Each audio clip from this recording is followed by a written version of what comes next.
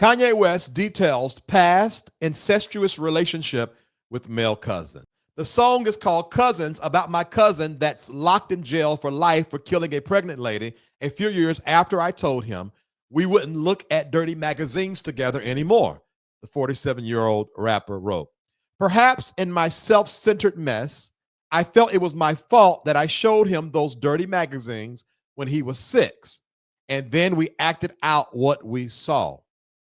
My dad had Playboy magazines, but the magazines I found in the top of my mom's closet were different.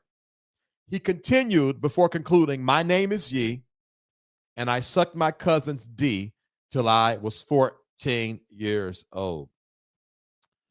I don't know why this is so sad to me. The song, well, I do know why. Excuse me, I know why. The song, through a video that appears to be a mix of found footage and animation, is also included in the post. Hanging with my cousin, reading dirty magazines, the tune begins with the pair looking at a male-on-male scenes and being confused by what that S mean before reenacting everything we had seen. He goes on to rap about not wanting to be judged and asking his cousin to not talk about the experience. A new chorus describes using nitrous oxide and Percocet in order to sleep and hoping a woman will stay with him. The first thing that I want to say is, and us Geminis, we have a problem with this, is we have this uncanny ability to get things off of our chest while making ourselves free. We end up dragging people down with us. So imagine this guy in prison, perhaps never involving himself in homosexual activity ever again, being outed by his cousin, Kanye West, because Kanye felt the need to expose himself to the world. So before we get deeper in this, I want everyone to consider that by burying your soul, you might be putting a load on the person that's connecting with the bearing of your soul. Consider is what I'm saying. Now, for some of you, you need to do it. And since I'm saying that, let me say this. If you were abused as a child, and the reason you have not spoke up, no matter what age you are watching this, is because you don't want to out the person that did it, or you don't want to mess up the family unity. My friend, my brother, my sister, those of you that are non-binary, my relative, I ask you to find a way to speak up. You should not hold in your trauma for the sake of a fictitious peace.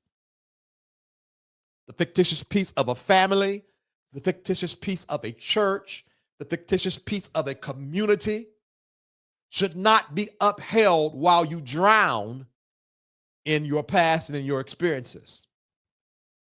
That is not fair to you. So at the same time, sometimes you just got to say something. Now, we can talk about Kanye West and how off the wall he is, but let's be real, y'all. This ain't no new news. This ain't new. Cousins having inordinate affection with other cousins.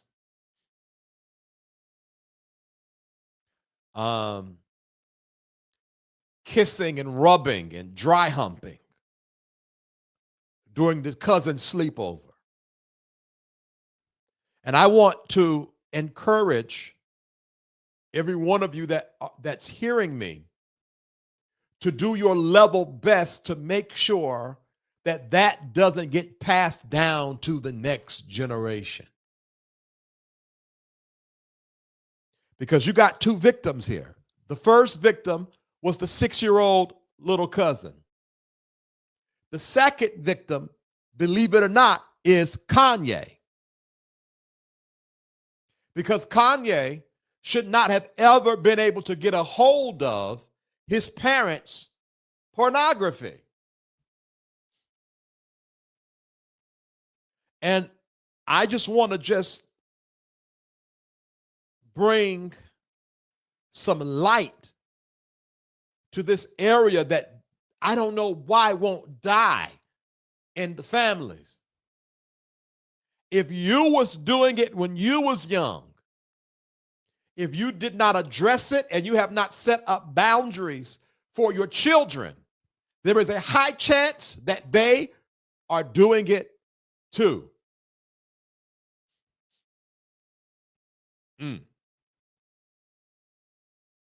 Hold on, let me see. What's this here?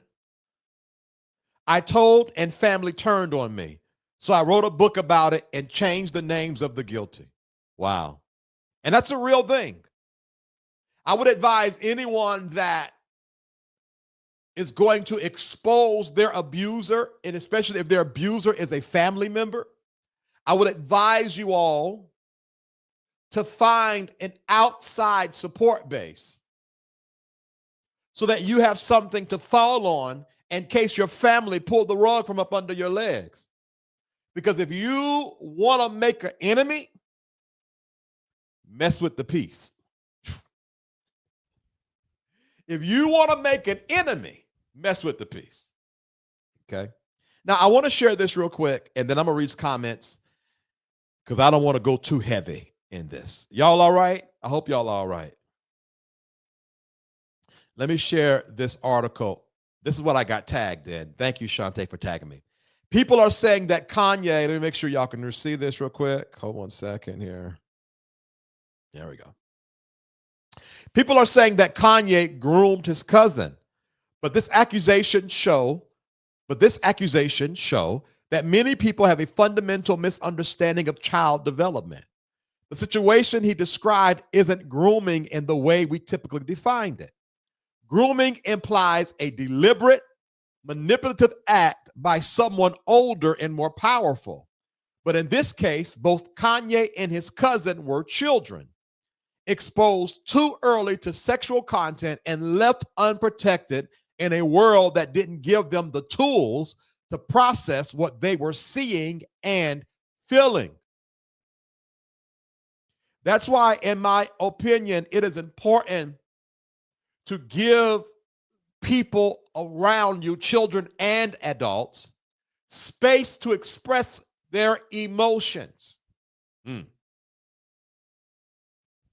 You are not, in my most sincerest opinion, doing your child a favor by whooping them because they cry, quote unquote, too much. You are teaching them to not be in touch with themselves, which leaves them boundaryless, which leaves them without walls of protection. Allow your children to be emotional. Teach them how to manage their emotions, not suppress their emotions. Oh, Lord. What happened was wrong. Ooh, did I pull something yesterday? Ooh, hold on. What happened was wrong. It was confusing. It was likely traumatic for both of them, but that doesn't automatically make one child a predator. It means the harm likely came from what happened to them before they ever touched each other. The exposure to pornography, the absence of guidance, the silence in their environment, the possible modeling of adult behavior. That's where the grooming came from, just not from Kanye himself. This was two children acting out what they absorbed in a chaotic, unprotected world. One may have been older, yes, but both were children. And children exploring or reenacting sexual behavior doesn't automatically mean one was a predator. It makes both of them victims of a larger failure that was rooted in silence, neglect, I'm going to say overexposure, and generational trauma. I'm going to say it again. generational trauma. Kanye's story is disturbing. It should be.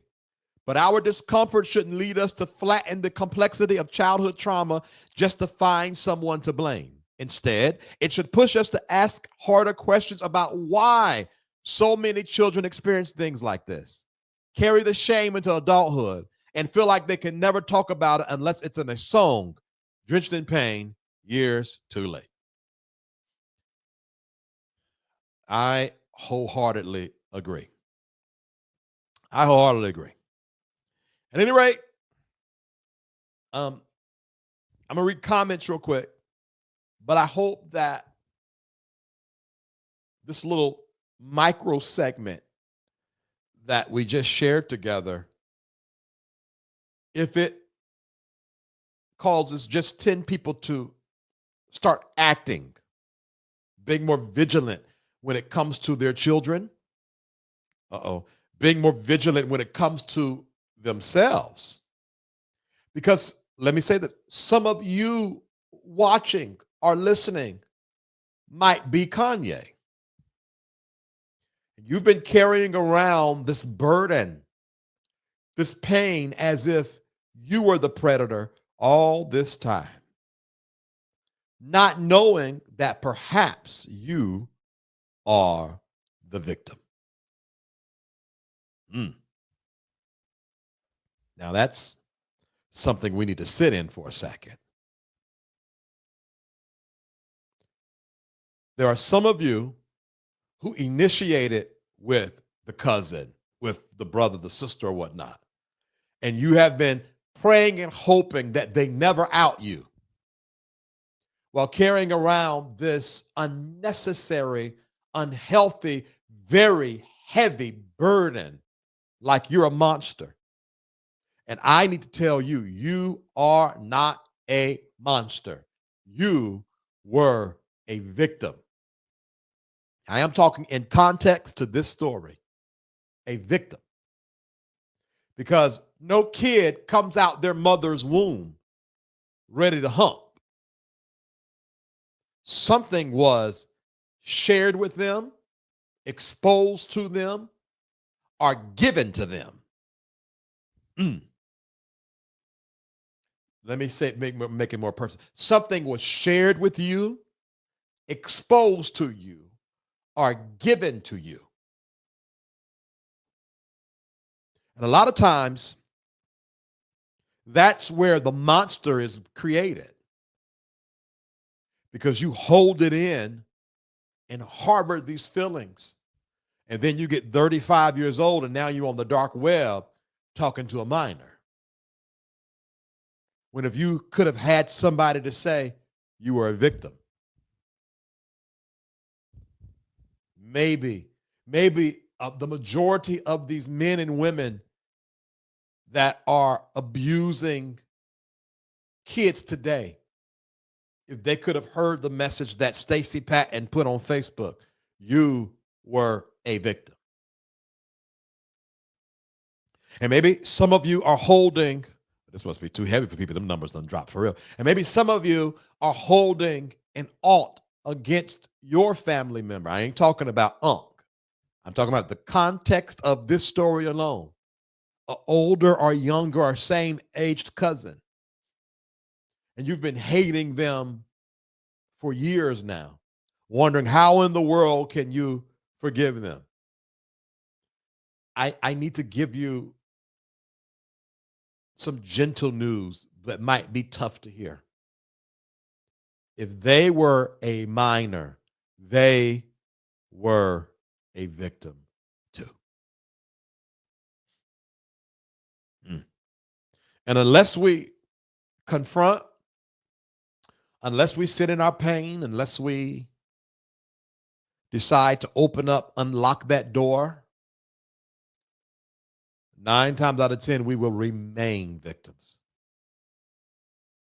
But I want to say this. I refuse to remain a victim. I need to say this to you all. We did not choose to be victims. We did not choose to be a victim. We did not choose to be a victim. So do not carry the responsibility of the victim now that you have choice. How do you do that?